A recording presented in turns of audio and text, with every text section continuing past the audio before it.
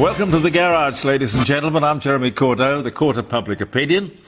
Mike O'Reilly's here, Gary's here. Mike O'Reilly, you're here.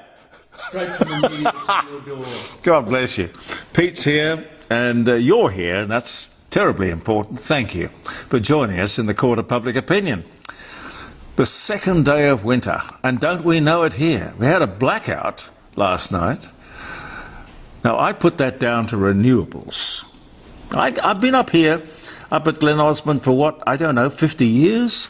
I can't remember a blackout or a brownout. I think it's the renewables. I think it's the net zero. I think it's the obsession with all of this crap. Anyway, help is on the way. Pauline Hanson, as of Sunday night, is the most popular politician in the country, according to Redbridge, and she says she's up for the top job. And you know what? I agree with her. She'll shake it up. I don't know if she can drain the swamp in Canberra, burst the bubble, which is probably more appropriate for us, but I think she deserves a go. I think she could probably do it. And here's how it looks. One Nation, 31%, Labor 28%, the Coalition 20%. And in a sense, it's all their own work, really. Real estate values, you might have seen, down in Sydney and Melbourne, flatlining in the smaller cities. Now, in this cycle, values could fall, not saying they will, but could fall 10%. That might lead to people having negative equity in their homes. Negative equity. I can't in my living memory remember that. This is where you owe more money than your house is worth. Now that's a Fannie Mae, just walk away disaster. You know, that's what happened in America. That's what kicked off the financial crisis. That's when people walked away from their homes and put the keys in the letterbox for the bank to pick up. Nice work, Prime Minister. Nice work. Ah, dear, oh dear. What is this guy? Minister for Defence? Is he spinning or is he putting on a brave face? What was the line? We need to place a premium on simplicity. What the hell does that mean? I tell you what it means. Hand me down submarines. This government places a premium on opaque stupidity. I don't know about simplicity. I want to see, I would love to see that AUKUS contract. We have been paying billions of dollars in advance.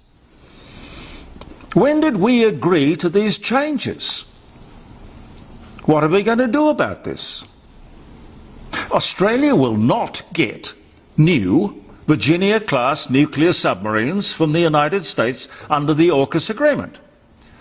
We will be getting old submarines, hand-me-downs, second-hand. How many miles on the clock? God knows. I find this extraordinary. I assume they will not be costing anything like the $350 billion that we've been told that we have to pay to get the state-of-the-art subs that we clocked in for.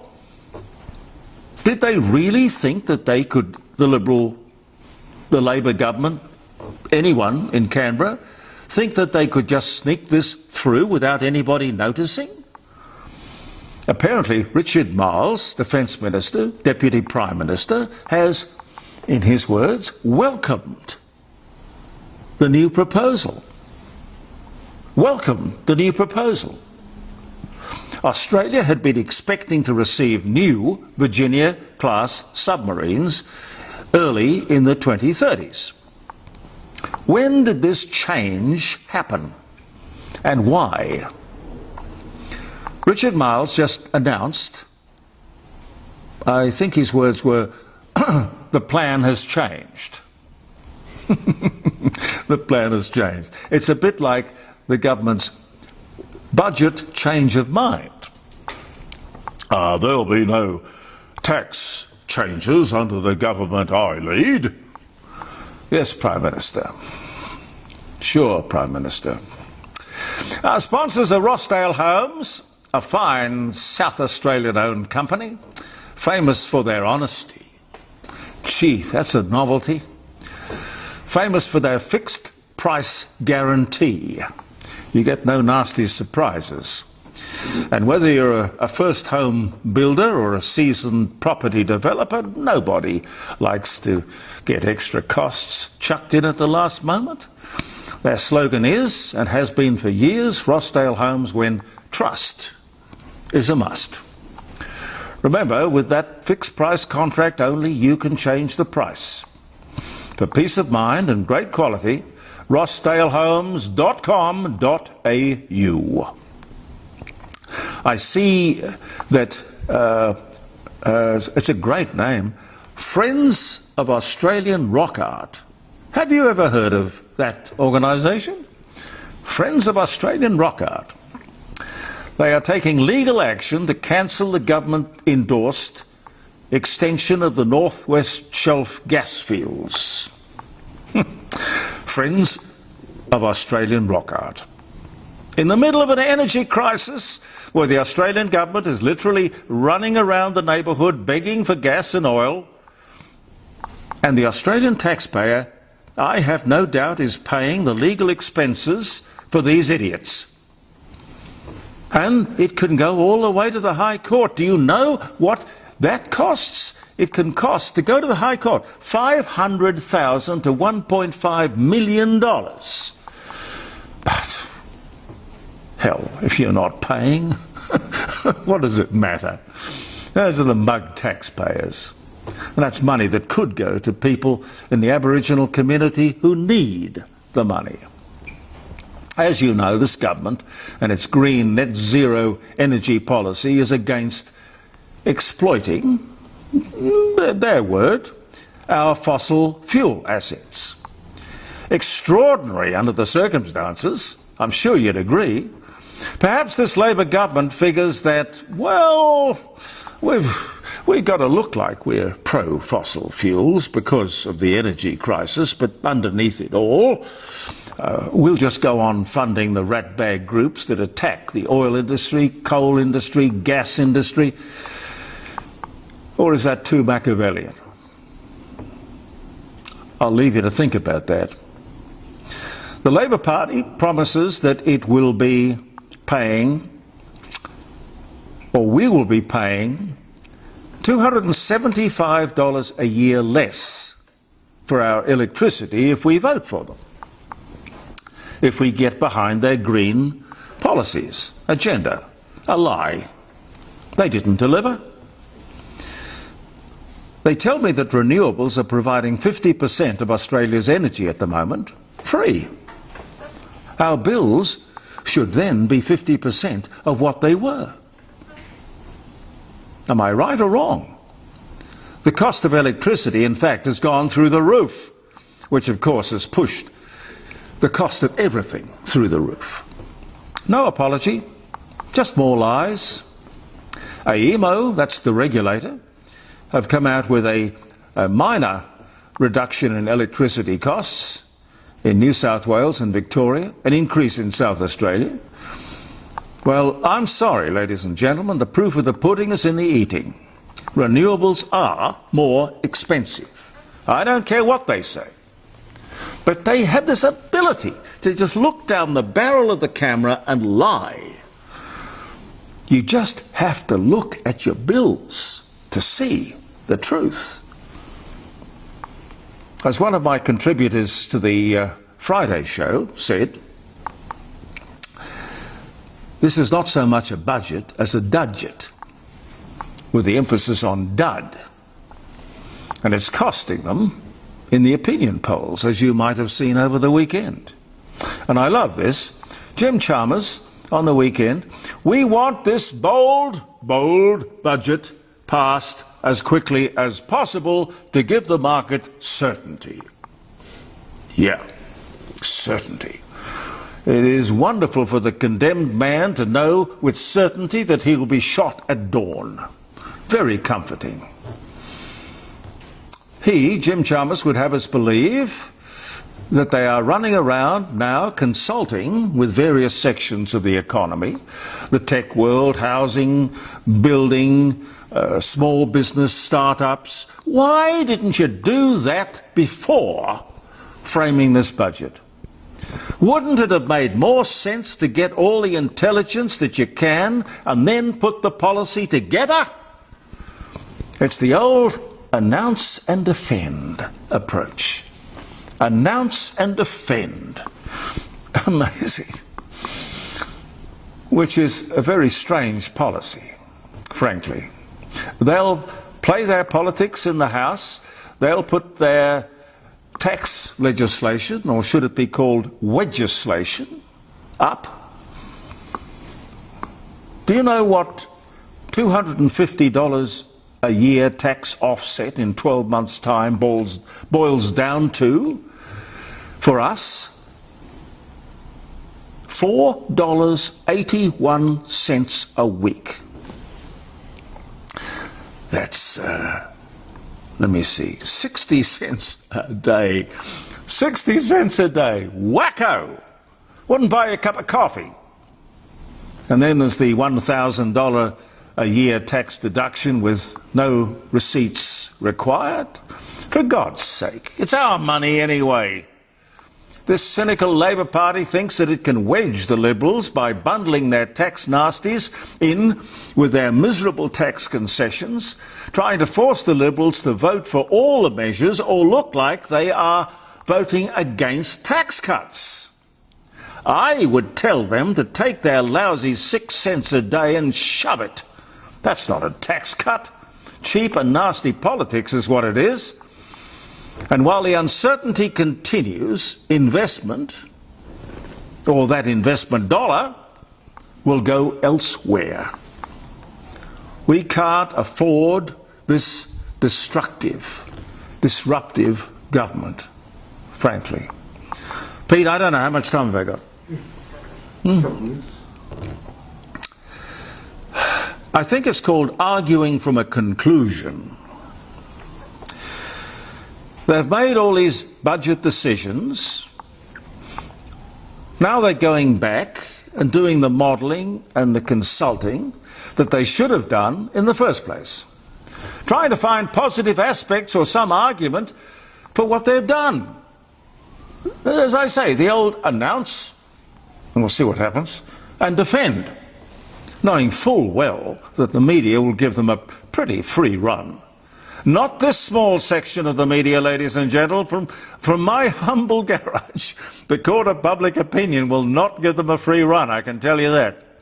At the next election, they're going to find out what people really think. And I think they've got an inkling, just on this past weekend, what that Red Bridge poll suggests might happen. We live in interesting times, ladies and gentlemen. Let me wish you a happy birthday.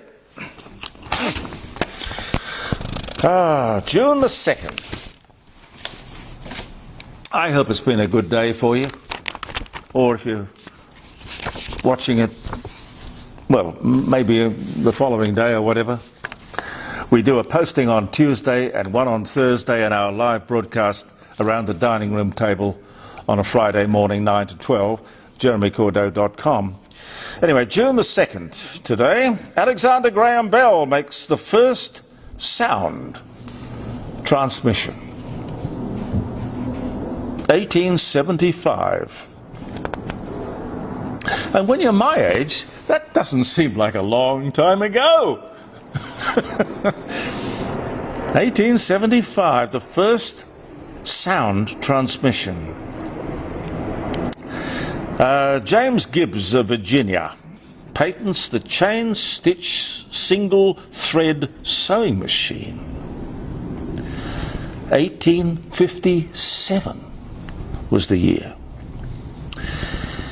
100 volunteers in Bhutan set a world record for tree planting. How many trees do you reckon 100 men could plant? Doesn't say. 100 volunteers in Bhutan set a world record for tree planting in 1 hour. Thousands. 100 men planting. See, I honestly don't believe this. 49,672 trees in 1 hour. Must have been small trees. Good for you. I like trees. We've got trees coming out of our trees up here. We love trees. That was 2015 in Bhutan. Do you know where Bhutan is? Yeah, north of India. North of India. Is it desert or is it lush or? Gorgeous hilly country. Oh, okay. Supposed to be the happiest people in the world. In Bhutan? Yes. I thought that was Finland. No, that's nonsense. No, Bhutan. Bhutan, okay. All right. I don't do a lot of travelling, ladies and gentlemen. I like to stick close to home. It was Johnny Appleseed who planted all the trees in America, wasn't it? Well, apple trees anyway. Yeah, apple trees. Yeah. The coronation of the wonderful Queen Elizabeth II in Westminster Abbey in London, England, on this day in 1953. 2022, Queen Elizabeth II marks her Platinum Jubilee with 4 days of celebrations starting with a military parade at Buckingham Palace. God bless you, my dear. Dear, dear Queen. Italian engineer and inventor Marconi applies for the first ever patent on this day for a system of wireless telegraphy in the United States of America. 1896. P.T. Barnum and his circus begins its first tour of the US in 1835. Benjamin Adams, arrested for playing golf in New York on a Sunday, on this day in 1901. Shame on you. What a sin. Mortal sin. The Marquis de Sade, French philosopher and writer, 1740. The Marquis de Sade. I wonder what he did in his life to create that legend. Some very nasty things. Must have. Bruce McLaren. Gary, you'd know him. Yes, indeed. He had Mike knows him too. E-type Jags. Well, Bruce McLaren, New Zealand race car driver, founder of his race team, dies in a car crash at 32. Yeah, very sad. And very young. He was gifted a 3.8 Jag by the Jaguar Motor Company, one of the first cars that they produced. That was an E-Type. An E-type. He was gifted. That car actually now resides in Melbourne. What colour was it? White. I love a white E-Type Jaguar. That's beautiful. Alfred Deakin becomes Prime Minister of Australia for the third time in 1909. 10,000 Chinese soldiers are blocked by 100,000 citizens in Tiananmen Square in Beijing, protecting students demonstrating for democracy. We take it for granted. We take it for granted, not those kids. 1989 was the year. Australian aircraft carrier HMAS Melbourne slices US destroyer USS Frank E. Evans in half, killing 74 people. 1969 was the year. Pygmies discovered in Dutch New Guinea. 1919. How the hell did they get there? Oh, this is a good one. Barbara Walters famously asked Katharine Hepburn, if you were a tree, what What kind of a tree would you be? What kind of a tree would you be, Pete? A gum tree. A gum tree? Gary? Silver birch, old boy. Mike? An almond tree. An almond tree. Give. I would be maybe if I couldn't be a lemon-scented gum, I'd be a liquid amber. But Catherine Hepburn said, Your daughter would love to hear that. "Oh yeah, well, dear Amber, yes." She said she wanted to be an oak tree. An oak tree. Catherine Hepburn. Really? Dear Catherine, really? Yes, yes, yes. Secret Dutch expedition to find gold and silver islands departs Batavia, led by Abel Tasman. And these gold and silver islands were thought to lie east of Japan, never found, but worth a try looking. 1639. Johnny Weissmuller, maybe, American actor, Tarzan, Jungle Jim, swimmer, Olympic gold medals. Oh my God, look at all of them. He was a star. Born in Hungary, Austria-Hungary, now Romania. He died in 1984, but he was born this day in 1904. I think we'd better leave it there. Thank you very much, ladies and gentlemen, for your company. I hope you enjoyed the company of our guests and public opinion and our audience, and thank you all for being with us. We'll be back on Thursday morning at 9 o'clock with another posting, and again on Friday with our 3-hour show between 9 o'clock and 12, jeremycordeaux.com. Believe in yourself, and thank you for viewing the Court of Public Opinion. And where the words sadism and sadist are derived, born Paris, France, died 1814, born this day in